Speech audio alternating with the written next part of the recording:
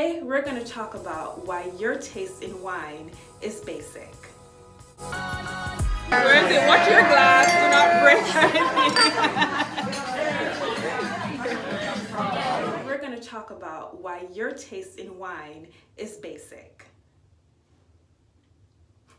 I'm joking, I am. We really are talking about what are some of the things that impact the way you perceive a wine. But if I started like that, you wouldn't be here. You wouldn't. Now stay. There are many things that impact the way a wine tastes, but we're only going to talk about two.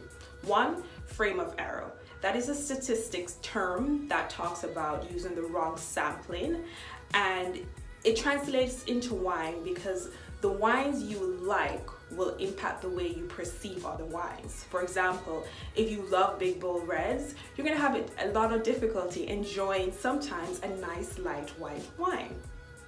Number two is the food, what you're having the wine with. Say for example, you're having a salad with a lot of acidity. If you pair it with a wine that can't stand up to that acidity, the wine's gonna taste flabby. It's not the wine's fault, it's the pairing. It's a food and wine pairing class 1, and we're going to be looking at how food impact wine. Drop my stuff.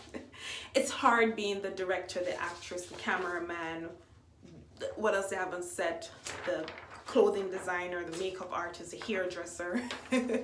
But today I'm having an event, I'm getting ready, I am kind of running late. Actually, I'm doing decent on time. I'm never late. But I just wanted to show you two things that we're going to be using in class today. One is this Vines Play tasting sheet, and on the sheet it has an aroma wheel which helps you detect aromas. It also has the coloring, the wine coloring, and what varietals tend to carry these coloring is a good way to assess what you may get from a wine. And on this side it has assessment prompts, and this is just where you put the wine glass. So we usually do this for a white and a red. We would probably only do one wine with it just because we have a lot to get through. And the meat of the matter today is the wine and food pairing. I will ask people to discuss a little bit about their frame error. So I will talk a little bit about what wines they like and for them to be aware of that as they taste other wine. But the meat of the matter is the food and wine pairing. And I'm going to be using this sheet here. Across here it has the different things that will be eating: apple, lemon, cheddar, walnut, and then it has the grape varietals that we'll be trying. And what I'll ask people to do is, while we taste these wines and take a bite of these things, to assess what is happening. I'm excited. Are you excited? Let's go. Now, I've already prepped all the things that I'm bringing with me for the food and wine pairing. I just also wanted to add that everyone in class gets a book, and it has all the information that we'll be discussing so that they can read prior to coming to class. And what I have are the walnuts, I have the apple, I have lemon, cheese, and some sugar cookies. And they all will do different things. For example, the acidity in lemon will strip the acidity in the wine, it'll make the wine a little harder. So will apples to bring out the fruit flavors. Something like cheese will tone down the tannin. So it will be quite a fun time tasting these and seeing how it impacts the wine. But I do bring the worksheets with me, so the ones that I showed before, so that people can sit down and write in class. And I also bring the wines, and I will show you the wines that we're having. I've picked very distinct wines that stand on their own and are known for certain things, and these are the wines that deliver what they're known for, because I think that will make it easier to assess what the food is doing to the wine. Okay, I just wanted to show you my OOTD. I'm wearing this white top that I have halfway tucked in these pants. Don't mind the shoes. Up, back, up. I was gonna wear a black top with the meshing up, but I just had to iron it and I just couldn't be bothered. But I quite like this. One of the things that I do is I call it like a closet. And what I do is when I scroll on Instagram, I will see someone style something a certain way. And I may not have all of those pieces, but if I have things that are similar, I tag it as closet pull, and then I'll go back and pull pieces that are similar to that. So I saw someone do the half tuck in, and then so I saw someone with the half tuck in and the bellow, leaving the sleeves open, and then the bellowy pants, and I thought, oh, that's chic. I should do that.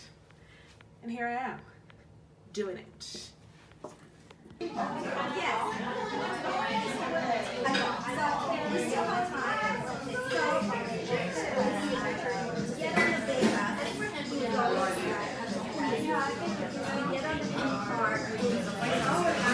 Like a thing for it. Oh, okay. Yes, super. Merci. So we get a piece of Just apple. or just the apple. All right. It actually became oily and not as attractive as the other one. Yes, the other one, yeah. Now let's try it with the cheese. The best one.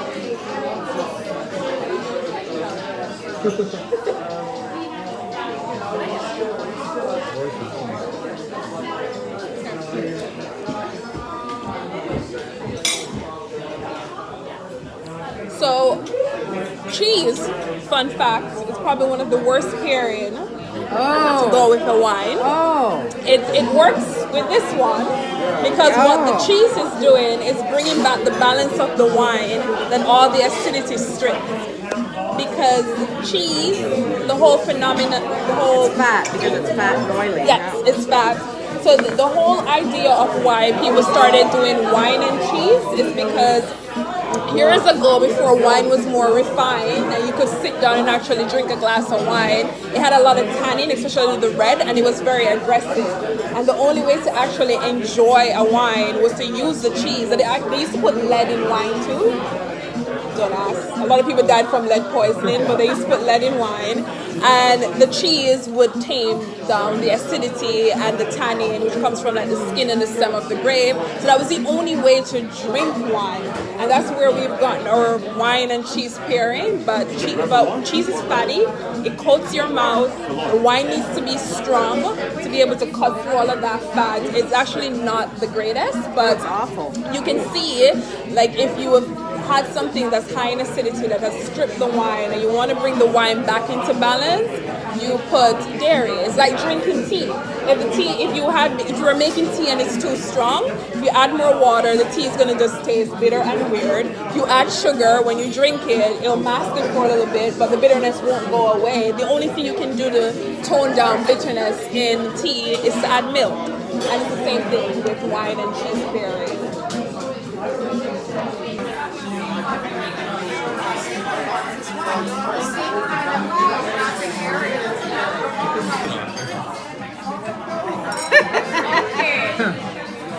Cheers! Where is it? Watch your glass. Do not break anything.